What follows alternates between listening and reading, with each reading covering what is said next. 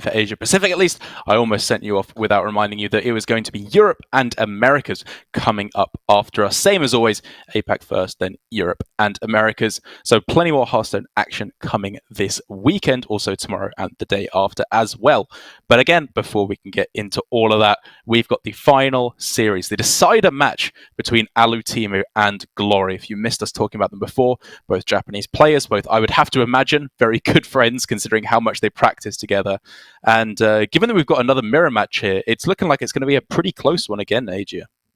For sure. I mean, the first one came down to the fifth game and definitely could have turned out either way despite a few mistakes on Glory's, and he still managed to take it. And I also have to add that if you ever go through any type of TJ with blindfolds together, you need to come out of that good friends or mortal enemies. There's no in between.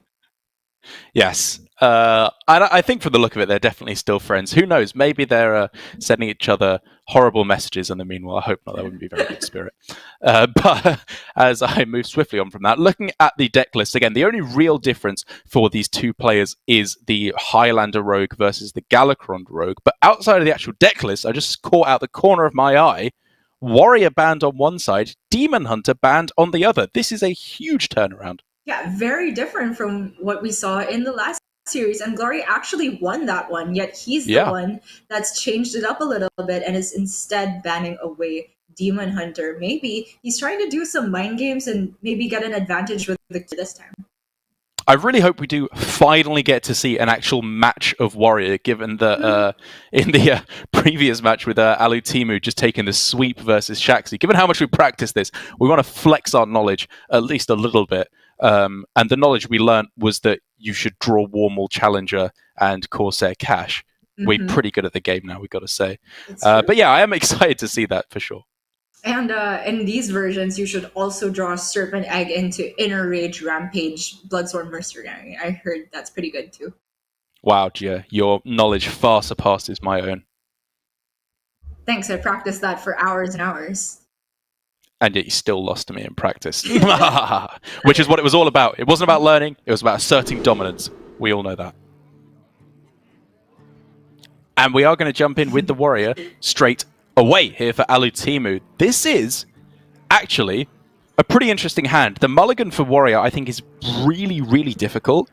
And already, I would argue that Alutemu has like the perfect 4-card package for an insane risky skip a turn. But does that come down too late? Should he get rid of all of this and look for the more standard powerful cards like Corsair Cash and Warmal? I'm inclined to say that because Rogue is a bit slower these days than it used to be, that I think this hand could be a full keep. It's either a full keep or like toss the 3 on the right? Because it's weird how the Warrior works. It's like you're trying to look for those 3 cards on the right, but not immediately. But if your whole game plan depends on eventually getting them together, would it not be apt to just guarantee that you'll have them at some point? He is going with the full keep there. I like it. It's important to remember as well that... was it the full mull? Is it a full mull? Maybe a bit of a visual bug. It was the full mull. Okay, he's going with plan B of saying, I do want all this stuff, but not quite yet. Let's just get rid of it. Yeah. I'm surprised about tossing the Bomb Wrangler there, but I guess against specifically Rogue, it doesn't line up well against Seal Fate. Yes, for granted, sure. This is Highlander Rogue, so that's like the only clean answer Rogue has for them. Yes, I suppose. I mean, obviously in addition to Zephyrus, but that's never really a reason to not keep a card, because Zephyrus is always good. In any case, he does get the Warmal Challenger, which lines up pretty nice against the Spy Mistress, I gotta say. Yeah, wait, lines you can't up very target well. it, never mind. Well, it's just good to have, right? I mean, on this turn already, we could just see coin Warmal in a rage. It gives you a 3/9 minion on board that trades really nicely. I think we probably aren't going to see that. It would rather get something a little bit more spicy. But there's a lot of different ways that could be approached here. I like the 3/9. If you think about how insane Injured Blade Master's Circle of Healing was back in Priest, this is also a 2-card combo for incredible stats on board. I must choose. Like, it's not an immediate answer to the Spy Mistress, but it Yep. challenges it really well, not to mention everything that the rogue can develop. It can't be seal fated if you go for the inner rage as well. Can't be backstabbed. Yes, that's a big one. Interesting. Okay, I guess given that the only minion on board so far is just 1 health, Yeah. he's not inclined to immediately damage his own minion. But with the Seal Fate argument and also the chance for, let's say, Lackey generator into Titanic Lackey, I quite like Rage immediately. Fair enough. So he's looking to go for Bamboozle and just pass, setting up for a Praise Galakron into SI7 turn. Yeah, I was definitely looking at going for like Praise Galakron and then attack face, because if they want to smack into it, you obviously get a 4-drop instead, which is not bad, and you still have the Lackey off of Galakron to go for SI7 agent next turn. But at the same time, it's unlikely a Risky Skipper comes down quite yet, so I think you have another turn or two before you have to attack with the Spy Mistress. Yeah, I can definitely see that. And Alutemu with a premier turn 3 play, the Iron card, definitely one of the most important cards in the deck. It's your main cycle to get Risky Skipper, which is the whole backbone of the deck.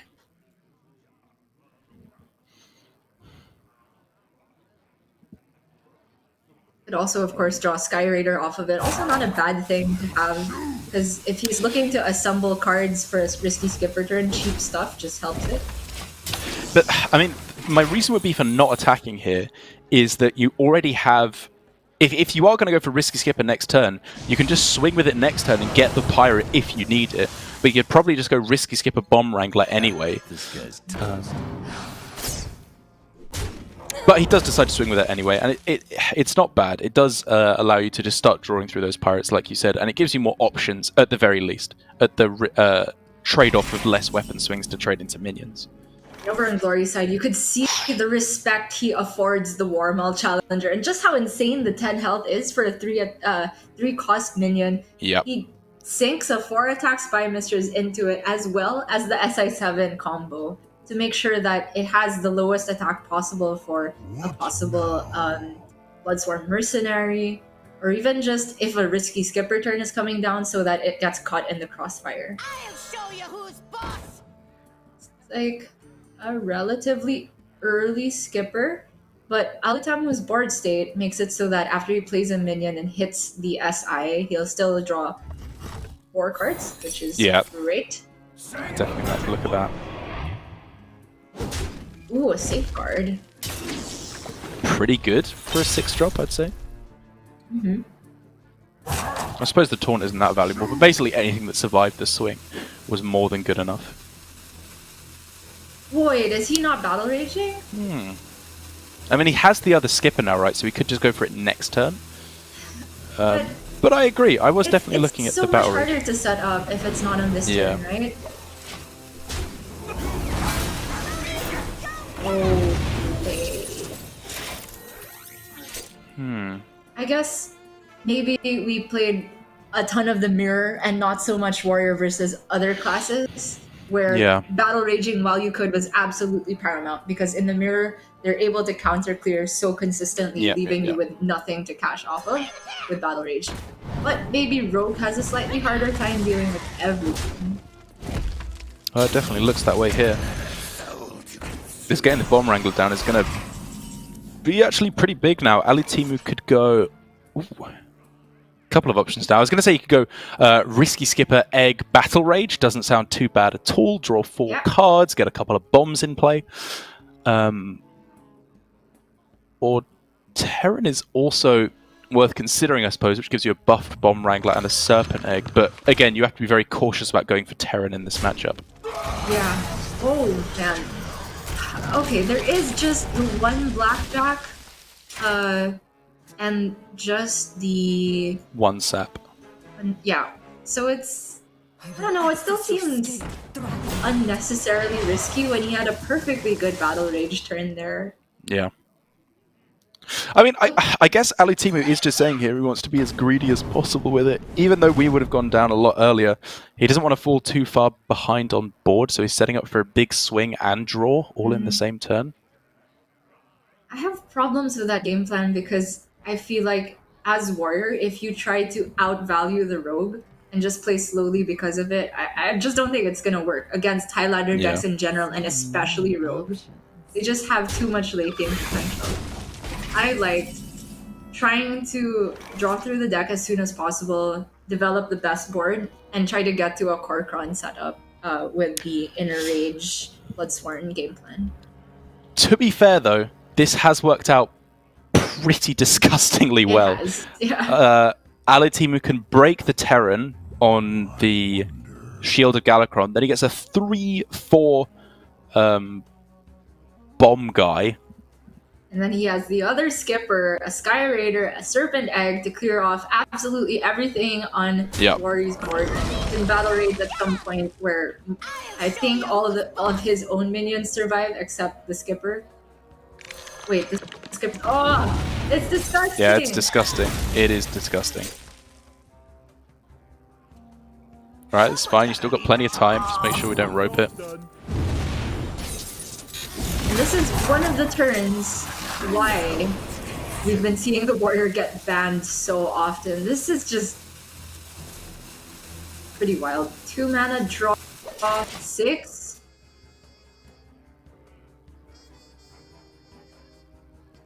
And now the best thing that Glory has available is a Siamat against a bunch of one-attack minions, which is a recipe for disaster.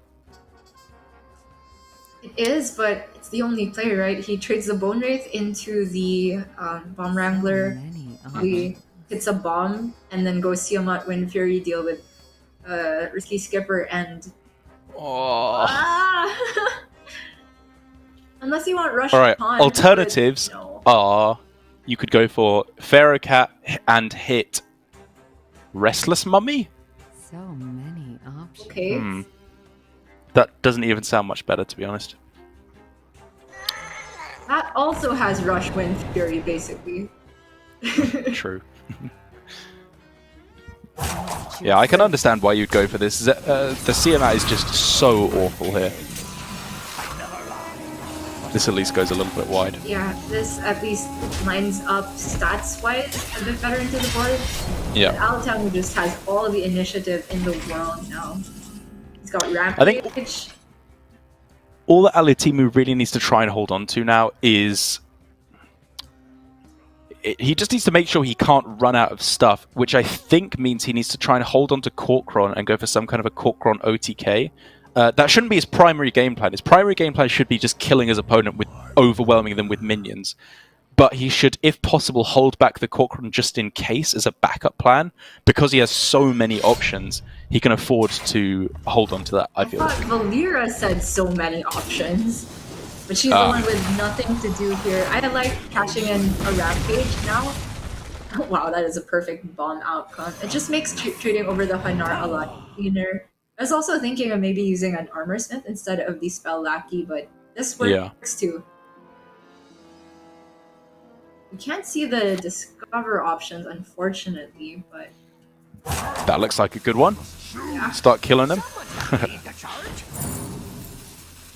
Absolutely brutal. And I wonder if Gory is maybe regretting a little bit changing his ban choice for this series.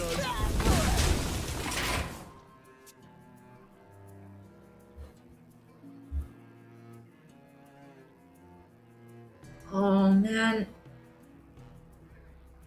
I mean, that's a good draw, right? Turn to me, but really? Okay. Okay. How many times has he invoked? One praise and okay. I guess it still has and to a be shield. Krongs. It's at least 2. It's at least 2. Okay. Given that, it's got to be Krongs. You're right. Yeah. I mean, you're still probably going to end up going for Alexstrasza next turn unless you're dead. But for the turn after, or at least have the option on the following turn, I think you do. Yeah, just want to go Krongs. I wonder. And on the backswing, Alutemu is showing 7 on board, 9 with the weapon, 13 with Korkron, 17 with Heroic Strike. It's getting awfully close. he is actually gonna go for Seal. So is this a taunt rush? It's okay. Full defensive. Is that exact lethal now? Oh no, wait, there's not enough mana. Not enough mana, okay. If he had an inner rage for the Corkron, maybe. Yeah. Alright, well, in that case, I guess you could... Yeah, you probably want to play the Blood Boil, maybe an Armor Smith as well, just to get it down and start gaining some armor, if that's a way that you possibly lose. Sure. I mean, it's just I'm a way looking to at spend the your Bomb mana. Wrangler. I don't think there's any way he's Sure, dying. okay. But I Fair like enough. spending mana for sure. Like another minion. Yeah. Yeah, I think you want to leave yourself a bit of space as well, so maybe you don't play Bomb Wrangler. Yeah. Yeah, I just don't think it's really relevant. You can trade in your 1/1 Lackey to make more room as well. Alternatively, he could trade in, play the Blood Boil, and then hit face with the Lance and see what option gives him. I think he was trying to fit on the Corkron as well there by attacking him with the 1/2 first, then just realised, wait, I'm getting way too fancy here. Let's just play my cards. It's very true. And that is actually one of the hard things to do about the Warrior deck, because oftentimes the fancy play is correct, and you get in your head about, did I actually spot it? Was that ideal? And there's just too many things to calculate with the Blood Boils. Oh! Wow. It's just not enough, right? So the mad aspect... If it attacks everything else one after the other, and then Alexstrasza last, it still doesn't full clear the opponent's board. It would just die. I mean, if the Blood Boil is the last opposing minion attacked. Sure, okay, yes. Right. It's a small out, but he's got to take it. I mean, even then, there's still a 3/4 on the board, and Alutemu wins. But sure, from Glory's perspective... Alright, have at it, Deathwing. No!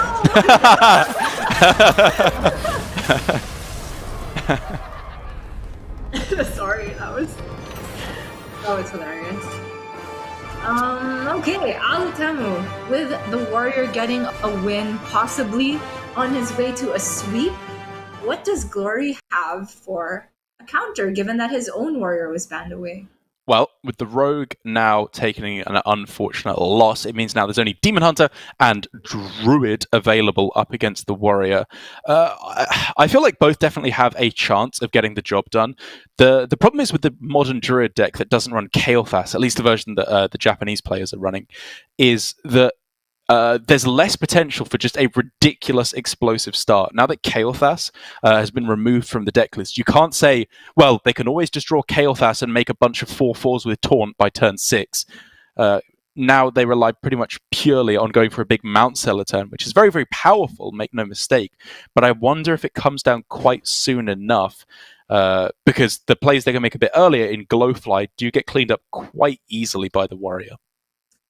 We did say that, Warrior has the Risky Skipper package. That's a great way to deal with Glowfly Swarms, etc. But it still is a very specific combination of cards, like, say, Skipper and cheap things. And let's say Glowfly comes down around turn 5, maybe even turn 4. It's asking a lot from the Warrior to have.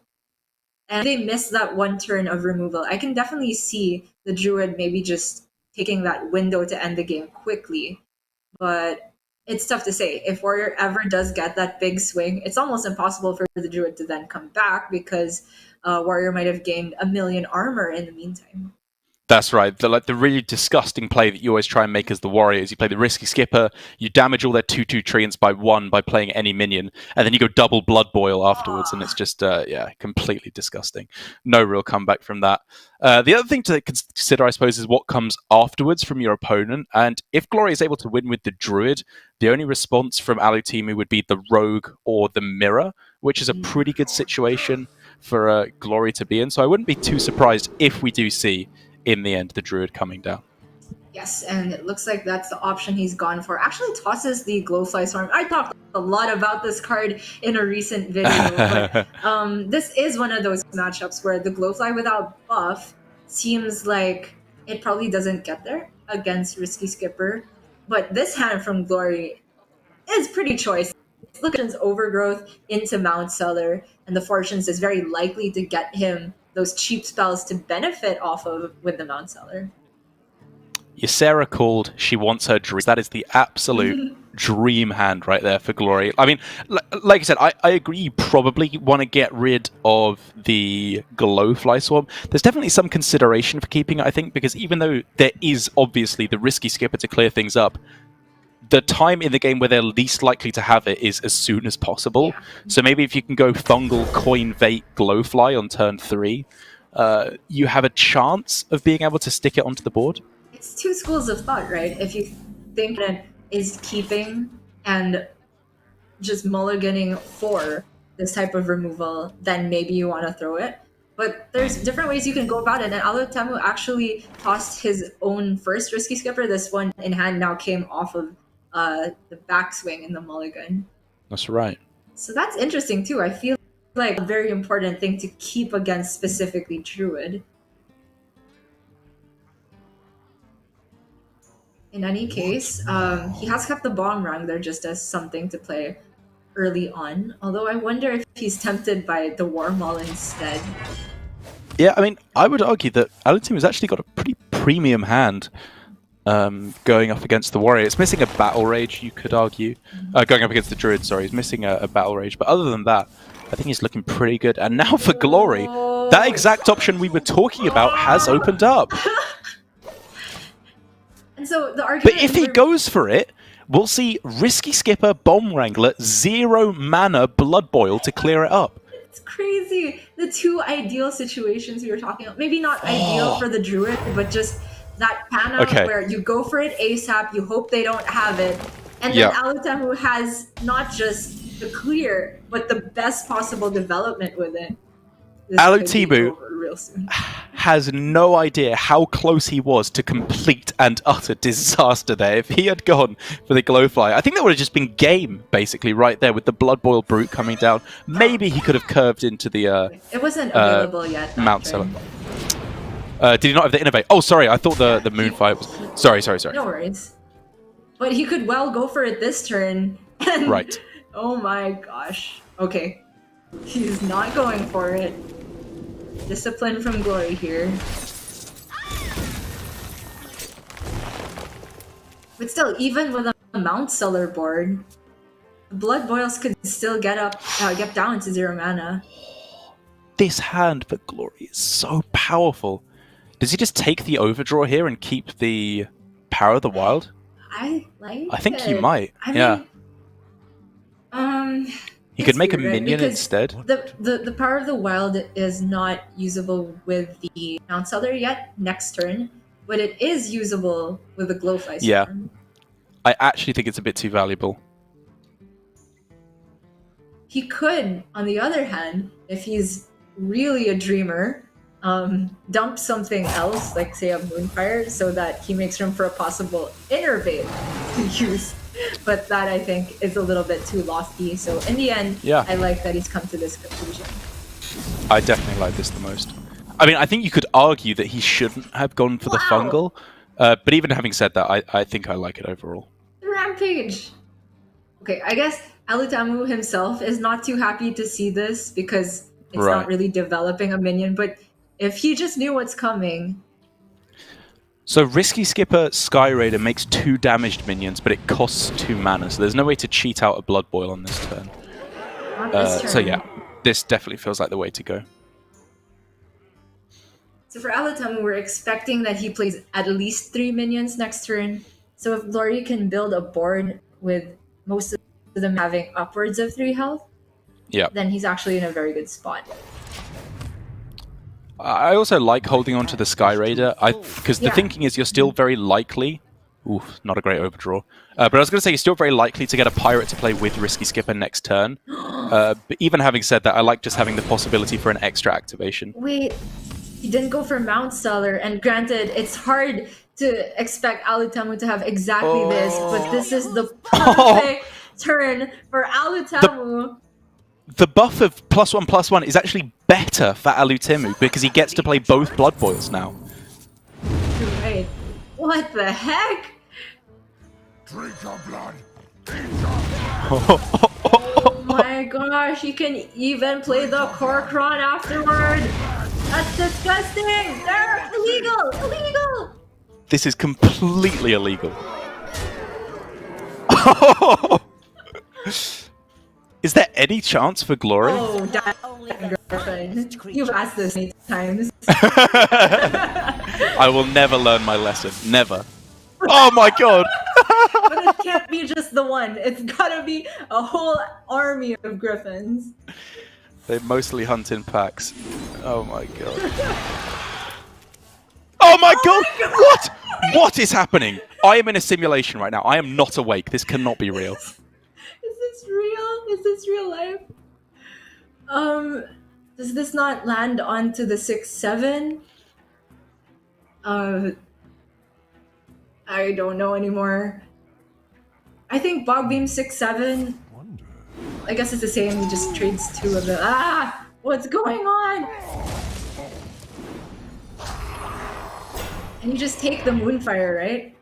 You absolutely take it. Yep. There's Yep, hand yep, space yep. for overflow, and it's another Griffin if you're a real god at this game. Oh my god. Double Griffin was so insane.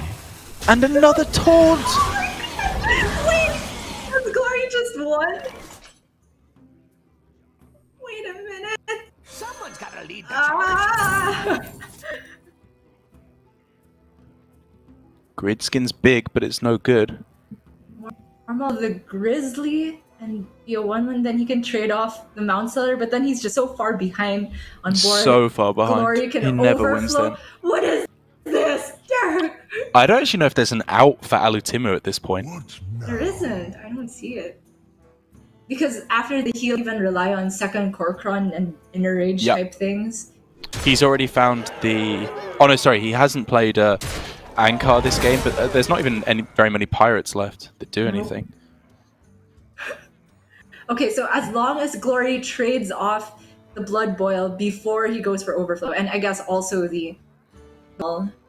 Yeah. then he'll be home free, in the clear, out of the woods, Griffins just lifting him out of his danger zone. It's insane.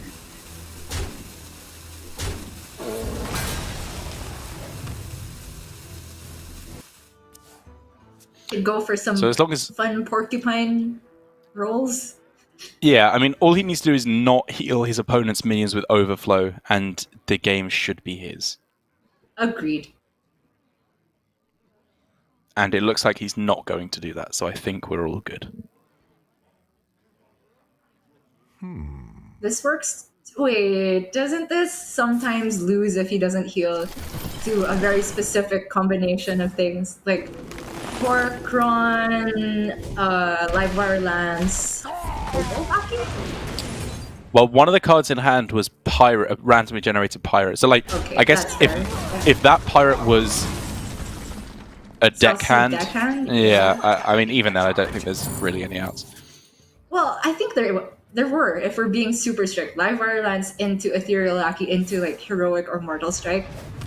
Sure, Plus Heroic deckhand. Strike, I think, was exactly Yeah. lethal. Yeah, I just don't Mortal see. Strike. Yeah, I think, of course, it was like sub 1% of that exact situation happening, but yeah. it didn't seem like there was any reason to not heal there.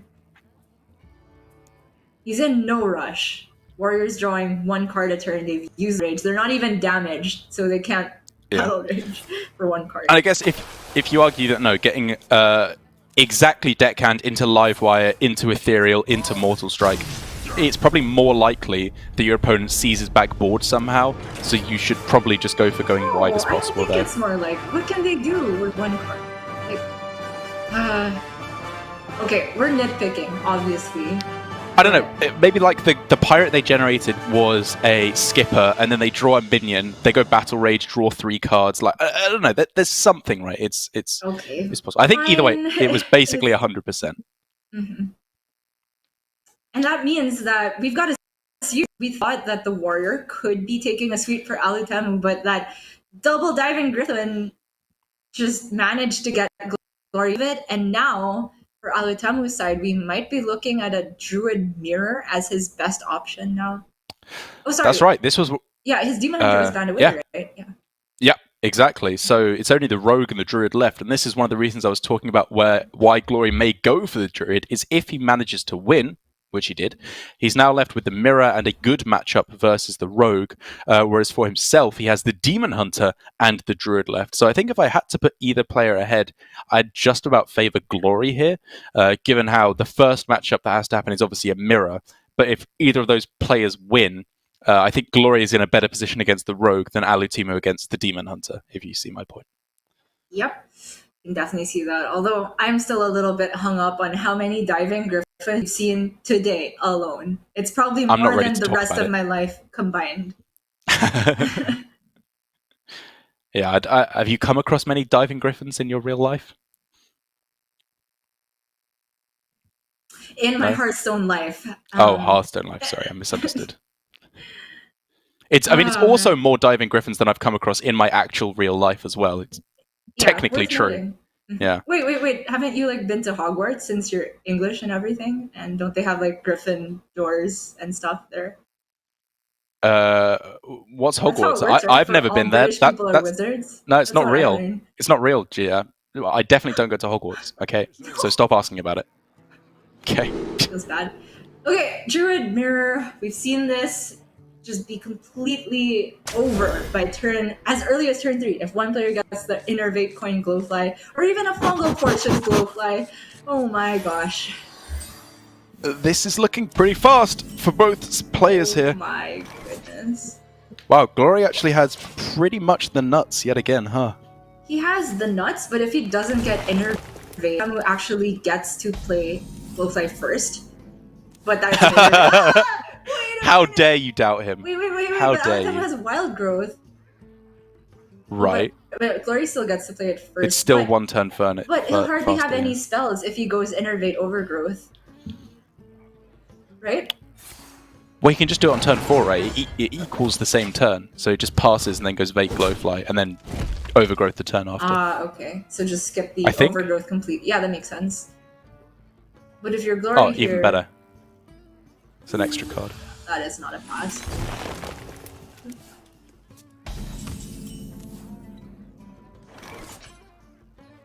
Oy. Oh, good. This is just... So I guess the one saving grace here for Alutemu is that even though Glory gets the first Glowfly, he doesn't have any buffs. He has neither... Oh, wow. Okay. I was going to... Well, maybe this is because of that. I was going to say he has no Power of the World, no Soul of the Forest, nothing to buff his Glowfly. So instead, he's holding back for a turn. Still, I kind of hate it, but okay. Granted, he has Mount Cellar, Vate, Fog Beam, Crystal Power, so I don't hate it. I take it back completely. This is a way to develop a board that doesn't involve Glowfly. And it doesn't require buff cards. The beasts he gets should be powerful enough to win in their own right. And they don't even have to be the 4-1 that must not be named.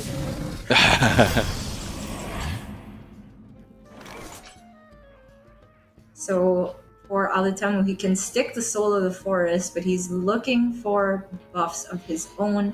Does he perhaps start with Fungal Fortunes, try to land? Yeah, I was definitely looking at that. The problem is that he doesn't really want to go for Soul, given that he has to take out... I mean, he doesn't have to, but he really wants to take out the exotic Mount Cellar. So he could go Soul, double trade into the Silverback, triple trade into the Mount Cellar, and then Crystal Power to take it out, in addition to Soul of the Forest. You could technically still do that with the draw because he has an Innervate. True. Yep. Rip Ysera once again. The new Kael'thas, it seems. Okay, I like this play. Yeah, I like it too. And now, Glory can play his own Glowfly. Probably start with Fungal Fortunes in that case. Sure, yeah. Unless he wants to go for a Wrath as well, worth considering. Okay, with 5 spells in hand now. Sure, okay. Never mind the Wrath.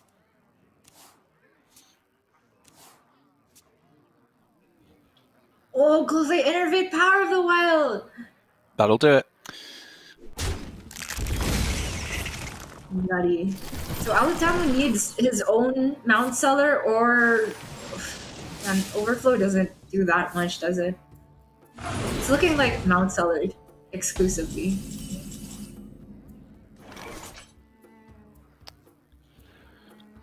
I mean, even Ysera might be good enough here for Alutemu, given he could double bait it out. He overthrew it. Yeah, I know. Well, yeah, that's what I mean. Oh, if that were one card higher up, He just goes for it. You could still double bait it. Losing 2 beasts feels bad, but you He has to, absolutely right? still go for it. Yeah. Mashup is all about the here and now. Finest creatures. It still gets him 3 beasts. That's insane. And he can Iron Bark for a value trade, which is very good. Sorry, did you say Iron Beak? Iron Bark. Ah, sorry. Oh. Okay, Iron Bark the Porcupine, maybe? Is that better? Because it gives you, obviously, an attack buff. And, I like taking value trades. Okay, fair.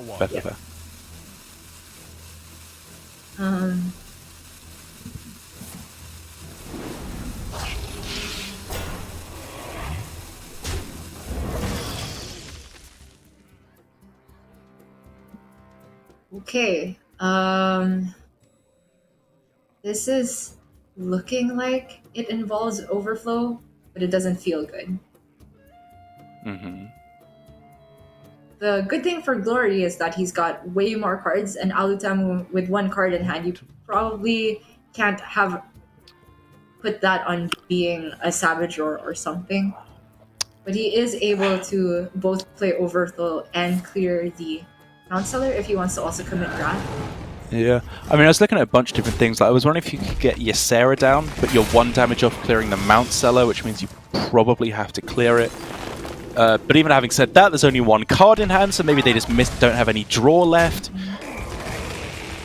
That was a tough turn, I think. Yeah. Looks like he's just going for a clear here, hoping that Alutemu has a dead turn, and then going for the Overflow, which I can definitely respect.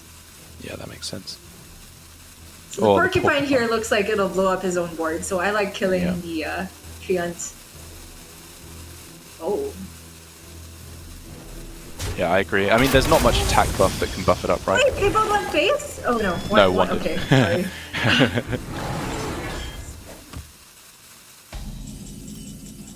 Seen all manner of wild port. Oh my god!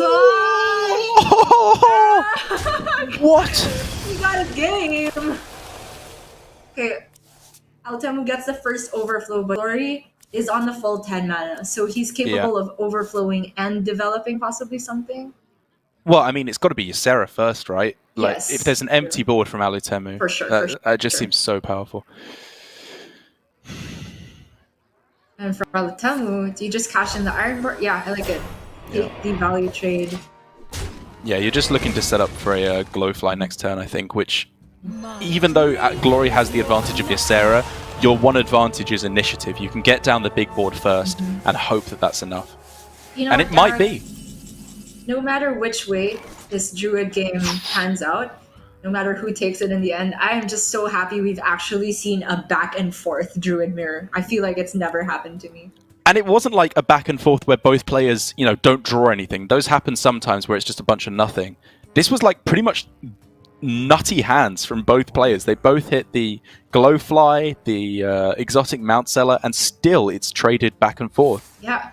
And even though Glory has the Ysera into Overflow, Alutemu very correctly recognizes that he can just Glowfly on this turn. Remember, both lists, no Starfall. He's got the double Roar in hand. Putting Glory on summoning some dragons with Taunt, I guess? Or Rush. It's so close. And getting more Bog Beams, but he used a ton of removal already. That's the other Iron Bark, that's a big one. Iron Bark on Ysera is so big. It is absolutely huge, but will it be enough for double Roar? Wait, did he just get Nosdormu? Is that why the rope started burning? I think so. Or had he just taken too long? I feel like the rope was very sudden there. It isn't. It was Nosdormu! Oh my god! Okay, if you're Alutemu, no math involved, just rip the roars, hope it's enough. I don't know if it is. I don't think it is. 15 health. Ah! Double roar, 6 each. You can go 2 of them and the hero power into it. That means But you have there's 18 2 damage taunts. left. There's 2 taunts. Those 2 taunts. It's not enough. I There's think no Alutemu way. loses. It's just. Well, he could go for roar for board clears and try and reset. Ah! Does that work? Wait. Ah! I don't think he had the time. I don't know. He looks very calm. He looks oddly calm. He always looks calm. That's his face.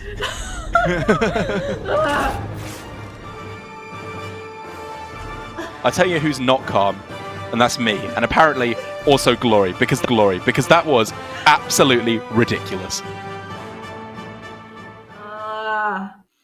I don't have words.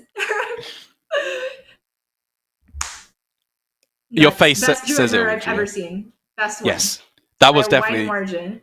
the best. That was probably the best one I've ever seen as well. Yeah, just doing everything the Druid wants you to do. I feel kind of bad that for Alutemu it turned out that the Ysera going down was such a big burden in his matchup, but I think he still gave it the absolute best shot, finding the perfect turn to go for as wide a board as possible, threaten the opponent by just going for a threatening lethal with double Savage Roar. It really nearly got the job done, and even without Nosdormu, I think Glory was probably still able to turn the tide there.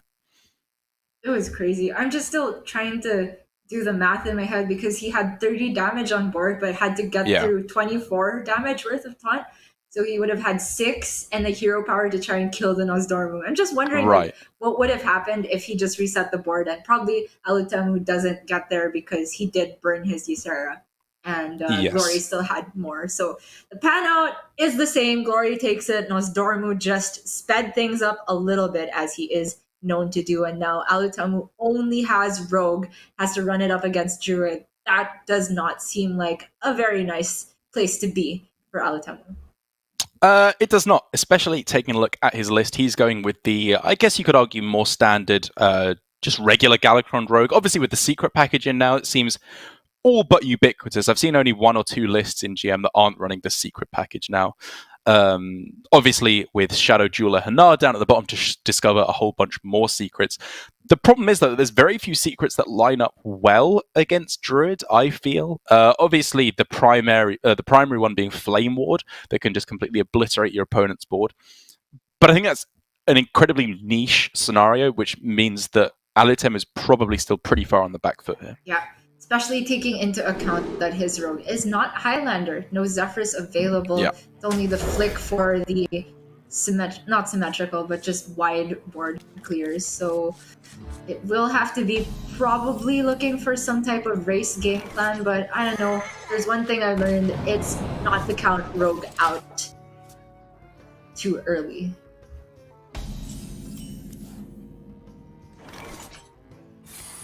If you're Alutemu here, do you just skip the attack?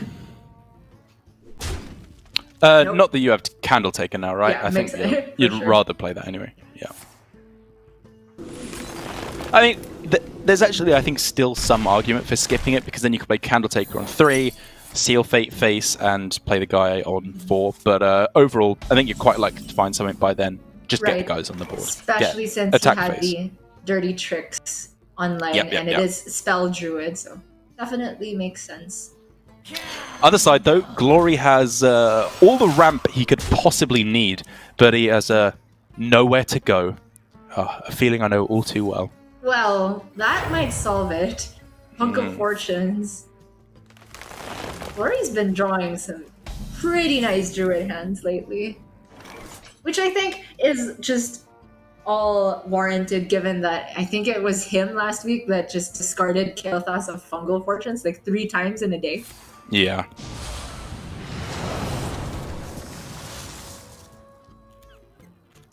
It's not a bad secret. Yeah, the Lackey's not great, but the ambush is not bad, just to get down preemptively for when they do play a minion, I suppose. Yeah.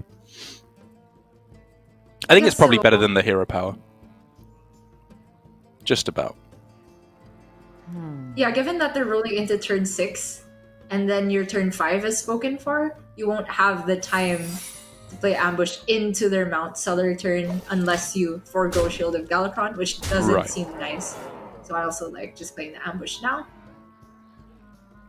Ooh. So this turn could be Overgrowth, 0 mana Bog Beam, because you'll go up to 7 mana crystals. Moonfire, Well, if he at wants. least. Yes, and then that clears the board. Clears at least some of the damage off the board, frees up his hand for the Overgrowth next turn. Or Overflow, sorry. The alternative perspective is just Fungal Fortunes try to look for Glowfly now. But I think your plan is probably more consistent overall.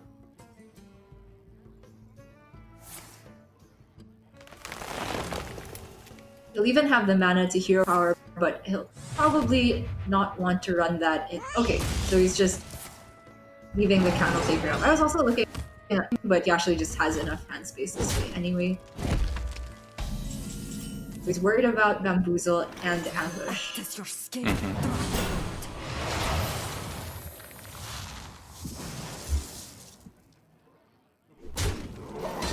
And it's funny, I think with Surrender's list, the Rogue was running double Dirty Tricks, one Ambush, one Bamboozle, and we're seeing the opposite from Alutemu. Double Ambush, double Bamboozle, one Dirty Tricks.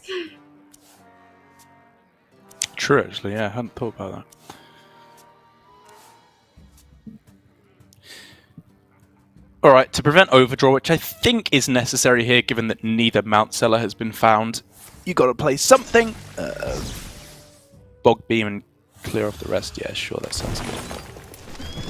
I was looking at maybe Bog Beam Moonfire on the Candle Taker to remove a full minion, but I like setting the health on the Shield of Galakron low.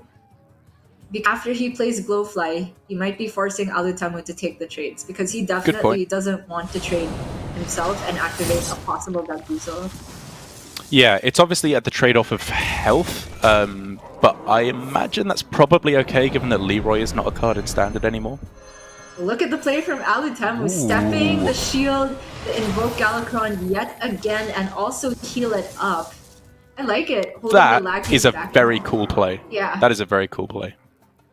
It holds back all the lackeys, which are, I guess, just the damage one is useful for dealing with Glowflies, but Glory doesn't know that.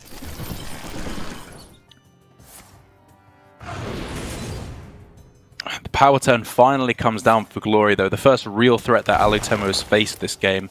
And, well, I mean, it's only actually turn 6 from Glory. It's just how much he's ramped. And as it currently stands, it doesn't actually look like Alutemu has that good of an answer, especially if we see Vate second Power of the Wild.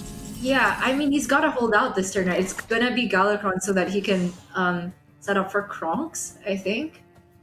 Unless he's looking at some type of stab. Oh, it's fully invoked as well, but he doesn't have hand space. You just throw down the backstab, yeah. Yeah. It sucks. And I think he's okay with overdrawing a couple. He only overdraws 1, I think, actually. Okay. At 9 cards, yeah. Dark in the sky. And like you said, it's the double pronged threat. It's 50. It's kind of a setup for lethal, and it's also potentially a board clear if that doesn't work. Oh, the Tog! Ooh, that's fine. That's fine. That's fine. Surprised from Glory that he didn't Vate Power of the Wild last turn. Or play Ironborn. Right. I don't know. Yeah. It's probably holding back for a Mount Seller, but it's not in hand. I don't know. I feel like he was definitely setting up to just end the game on the next turn. I agree. You just play a Tempo Tog here. I don't hate it. Oh, I was wondering if you actually go face with the weapon there as well, actually. But either way, I don't know. I don't know. I want to play the Tog. Okay. Really? Do you want to play it? I guess you just don't have hand space, but maybe it goes long. Like, I feel like there's actually the potential for this to get cleared up by Kronks next turn, and then you have to go it a little bit further into the late game. I mean, okay, so the Tempo Tog play goes in hand with the face attack with the weapon. Maybe you don't do the Tog after you've traded with a weapon. But, that's fair. Oh, man. So Glory's got the Mount Seller now. Easiest refill ever. He'll also get rewarded. the Nuzet Bamboozle. And he'll still have, I think, if he orders this right, an attack to deal with the ambush. So after this trade, he'll know it's ambush. Then he plays the Mount Seller. Oh, okay. Never mind. This also looks like it wins past Kronks. So, Waits for no one. oof for Alutemu. Kronks, Shadow Step, you can't play it again. He can, however, Kronks, Miscreant, get more lackeys for free, and even if he doesn't get the Wait. good ones, he's got... Does he have lethal? If he goes 5 damage, 5 Wait. damage, 4... No. Not quite. Not quite. Not quite. But he's got a lot of outs to clear a bunch of treants. The Miscreant could good stuff. He could step either Miscreant or a damage lackey. Those aren't the That's good not ones. good stuff. Yeah. But he can Backstab. taunt the Kronks. Oh, that's true. Yeah, that's probably better. Yeah. And he can also play the Tog. So, good. That was interesting. I wonder if it was better to go for Shadow Step the Kobold Lackey, or play the Togwaggle and then double play the Titanic Lackey, like Shadow Step it and play it again to taunt up to 7 health. I It's true. think that Instead might of have been 2. slightly better. Yeah. If he's concerned about simply living to the next turn, that's better. But I think he seems to have cleared up enough given a weapon attack that he would survive almost. Okay, fair enough. Fair enough. So the scariest thing for him is double roar. And he would not beat out the double roar. Yes, as I count it.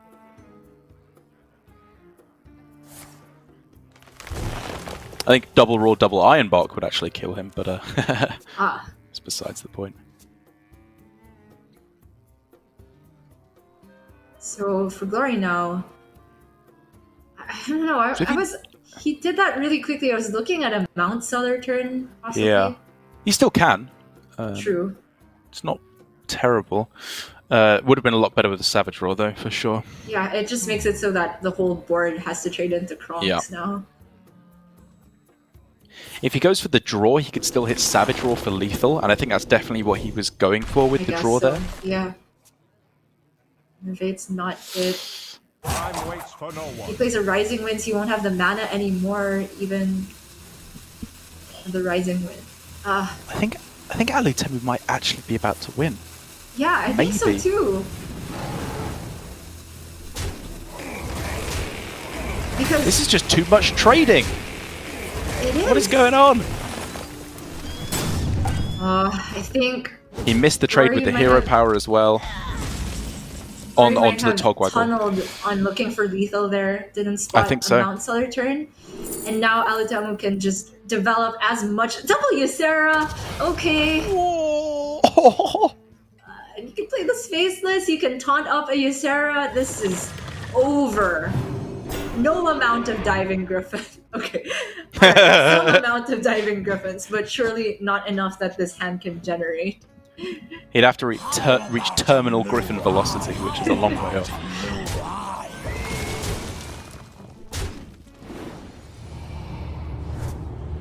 Oh, that's crazy. Rogue actually gets there?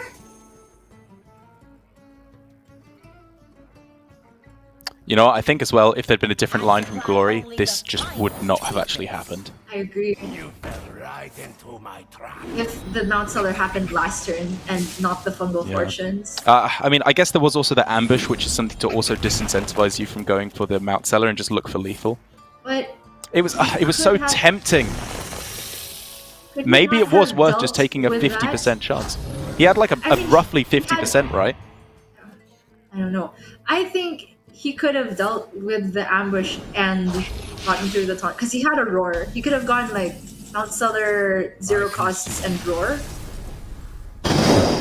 and then just traded off. Yes, he would have expended a roar, but he would have been ahead on board, and I don't know. In any case, very well spotted from Alutemu to go for all those lines. I think. Yeah, I mean, it's kind of an old story at this point, but well played Alutemu. Very, very clean play. He knows exactly what he's doing in these matchups. Especially I'm like trying to the think back for step anything on he the could have Shield of done. Galakrond. Yeah. Yeah, exactly. Yeah, that was great. And you could argue again that Glory should have gone for killing the Candle Taker instead of going the Shield of Galakron instead. I don't know. There are a lot of different lines that could have been taken by Glory in that series, and also by Alutemu, of course. But I feel like it was again at the end when the pressure was on that Glory just gets that little bit too much inside his own head and thinks things through a bit too much, or rather tunnel visions on certain aspects of his play. Definitely. And unfortunately, that means we'll never see a Rogue mirror as of, I guess, today. But we are going to see Rogue versus Demon Hunter because Alutemu stuck to his ban from the first series, which is banning away the Demon Hunter, and which is banning away the Warrior. Yeah. And Glory now, I think, still has a very good shot at this. I think he does as well. It definitely feels like it's not quite so Demon Hunter favored as we may have originally anticipated, given that Glory, I believe, switched deliberately into this exact matchup, with a slight difference. Glory obviously had the Highlander Rogue versus a Demon Hunter, whereas this time Alutemu is on the regular Galakron Rogue. No Highlander, no Zephyrus, none of those good board clears. But even having said that, Glory just getting the Battle Mage right at the start is a nice way to get things rolling. It's nice, but Alutemu has the backstab. Great answer. I wonder if he is going to keep Praise Galakron. Generally, that's something I love to keep as Galakron Rogue, but I wonder if he feels like he's got to be so much on the defensive that he's exclusively looking for clears. Yeah, I think there's a few cards I'd rather find, and there's enough good cards that I'll mulligan it away, like Pharaoh Cat, Shadow Jeweler, Miscreant, Edwin, even a Seal Fate, you could argue. I was going to say I'd still favor keeping it just because lackeys are just good against... Yeah. Oh no, this hand for Alutemu! That definitely became a disaster. You know what? Actually, I think you're right, Gia. I think you should have kept it there. I love the 2020 hindsight. And because he drew Bamboozle, obviously he should have kept the Blackjack Center as well. Come on, Dar. Get with the program. Obviously. I'm Right. pulling a full 360 on that move. I was gonna say Alutamu's saving grace is that Glory didn't have a turn 2, but he just top decked one. Despite the nerf, Battle Fiend is still looking very threatening here. Alutemu honestly is just gonna have to play off the top of his deck. Ooh. That's something. That's the top of his deck, right? It trades as it currently stands. Oh, okay. How about this? New plan. Bamboozle on 2. 3-3 Edwin. Oh, sorry. 2-2 Edwin on 3. And then they trade into it, and then you still have the coin. That's just good, right? I don't think they're trading into it, but I think that's actually the line. Just because he needs the coin with this handful of 5-cost minions. Well, because if they don't trade into it, then you hit the Faceless, and if they do trade into it, then if something survives, you Faceless, or if it doesn't, you Shield a Galakron. Brilliant, let's do it. There's also a legit argument for double hero power, though. I mean, hero power hit it twice, but this is so painful. You take 1,000,000 damage. It really is 1,000,000. Oh, it really is 1,000,000. Glory, and you saw this. You saw just the dagger. I was about to tempo questing again. If that's its best answer for a battlefield. Oh, okay. I mean, is it so terrible? So before we see in chat order, lol. Yeah. You can check that because I think this was on purpose from Glory to save more weapon charges so that he can swing into minions more with the 1-2 Umberwing, which I think is actually pretty smart. I think I wouldn't have seen that, if I'm honest. Yeah, I like that a lot as well. He knows that lackeys are the main way that Rogue gets control of the board again. Very annoying for Demon Hunter, especially with the Altruist nerf. So I think being able to allocate this 2 damage from the weapon as he chooses is much more important than pushing the 1 this turn. In any case, Alutemu feels pressured enough to already commit the coin here. Oh, that's a great back to get. Yep. Also just gives him a turn 4 with Edwin. That's right. This is a good curve, I think. I like that he's deviating away. Give me a quest. Ooh. It would have worked out a little bit better with the Battle Fiend is huge. It puts the questing at 3 health. Not killable. by I mean, Kobo Blackie. it's not that I'm doing quotation marks here, that bad. You can kill off the Battle Fiend, and then it's still quite Yes. difficult for the questing to get super large. So then you can probably kill it off with Faceless next turn. Yeah. Maybe. It's not that bad, but it's a big deal. It's a big deal for sure. So many options. I could definitely think of worse scenarios for Alutemu, but he has to find a way Yes, to, to just survive. he could stub his toe. He could fall off his chair and accidentally unplug his computer there by losing by DQ. Number one, that sounds hilarious. Number two, that would be worse. I would never wish anything so bad on Alutemu or any of our GMs. Casters, on the other hand. So Kobo Blackie Edwin has to happen. I don't see anything else. It's wishful thinking to hope that something sticks for the Faceless Corruptor, but even if nothing does, he at least has Shield of Galakron into Lackey Faceless. That seems like his best chance for staying alive. I think his thinking is he could go for Bamboozle, which he's actually going for here, it looks like. Which means if Glory trades, he gets a 4-drop, which might trade with the questing. But if he doesn't, then he has a target for Faceless next turn. Or so he thought. Complete disaster for Alutemu! Yeah, that's a complete and utter disaster. Oh my gosh! I mean, on top of the mana burn, it's also just the Eye Beam to clear it without bamboozling. Yeah, I think Blackjack Stunner was literally the only out there. The mana burn And also now just prevents him from playing a taunt. It's GG's. Just lethal, right? That was such a close series. So many matchups that did not go the way I expected at all. Obviously the Bamboozle play didn't pan out there for Alutemu, but quite possibly it could have been brilliant. It could have indeed. I think it was a very cool set of plays by Alutemu, and there, despite that it was only like a 5-turn game, there were so many different branching lines he could have taken there. And I think overall he did a pretty good job, maybe one to explore in a little bit closer depth. But at the end of that, 2 series between these two players over the course of the day, and say what you like about a couple of Glory's plays, we definitely disagreed with 1 or 2 of them. He's won both of these series against Alutemu and is looking to be in a great spot now that he advances onto the semi-finals on Sunday. That's right. It's also worth noting that our winners from Group A are 2 of the players that were in top 8 last week too. So they're actually hoarding all the points. You can have none of our 4-point plus club. Alutemu, though, will be walking away with 3 points, just like Shaxi. Nothing to scoff at, but maybe not the best place if he wants to end up in Division A after the Swiss. Yeah, I think we can take a look at the bracket now to see how everything shook out today. Who's going to be in line to get the most points? And as you can see there, Surrender and Glory. Glory is guaranteed, like you said, at least 4 points now that he is through to the semi-finals.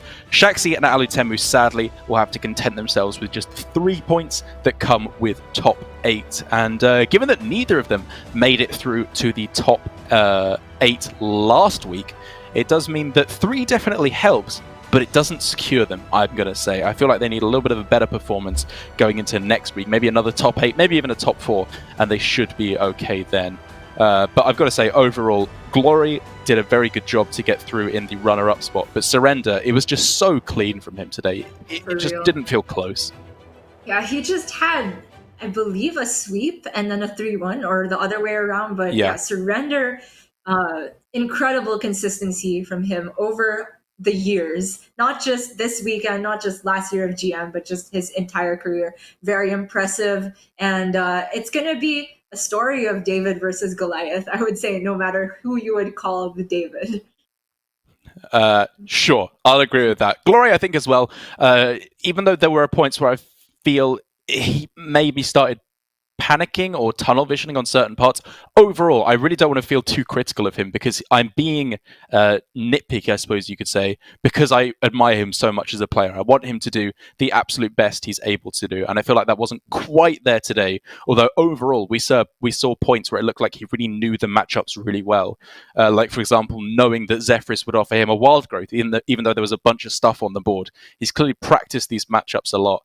And so going into Sunday, if he can make sure he just has a good headspace, good mental attitude, I think he's in with a really good shot of taking it all. Right. And he's got that time to kind of get it together because tomorrow will be the Group B players playing to get into that top 4 as well. That's right. I don't know if we're able to take a look at Group B to see what we're going to be looking at tomorrow, or if we're just going to head it straight off. Either way, that is all of the matches here from Asia Pacific for today. Tomorrow, we are going to... Oh, brilliant. Fantastic job, producer. Staz, Flurry, Kin, and Tyler are going to be our matches for tomorrow. Same thing, a double elimination bracket. The 2 players who end up as our winner and runner-up will be going through to Sunday to fight it out there. I know that I personally am very excited to see Tyler play a little bit more, given that he's obviously a big streaming personality, good Hearthstone friend of mine as well. But you also, as ever, are, I'm sure, excited to see your teammate Staz play again. For sure, but I also wanted to bring up Flurry is a huge streamer in his own respect. Very true. I mean, not so much exposed to us because, of course, he streams in his native language of Korean, but Flurry and Tyler, both players with a big following, big reputation, and also the skills to back it up. So I'm very happy that they made it to top 8 this week. And Staz and Kin, as opposed to Surrender, they each finished in the bottom 4 of top 8 last week. So they did get the 3 points, but I'm sure they're looking to do even better this week. So good storylines all across the board. Yeah, can't wait to see how it shakes out. A lot of old and newcomers alike in Division B. But that does mean that we are pretty much done here for Asia Pacific. We still have all of Europe and then the Americas to bring you later on today. A lot of good storylines going over there, with, I believe, Ball Control not making a repeat performance in top 8. Not sure about Empanizado as their winner for week 1 in Americas. Was that a shake of the head? Yeah, I mean, I was looking, like you said, for a repeat champion from any of the regions. It's kind of a lot to ask for because it's only 3 weeks, but we know that Rivius didn't get to make it to top 8 again. Bor, not so much either. I wonder about Empanizado too. Well, we can see, or I can at least, because it's the afternoon here and not the middle of the night like it is for you. So we are going to sign off now and see you again tomorrow for Division B here in Asia Pacific Hearthstone Grandmasters. We'll see you then.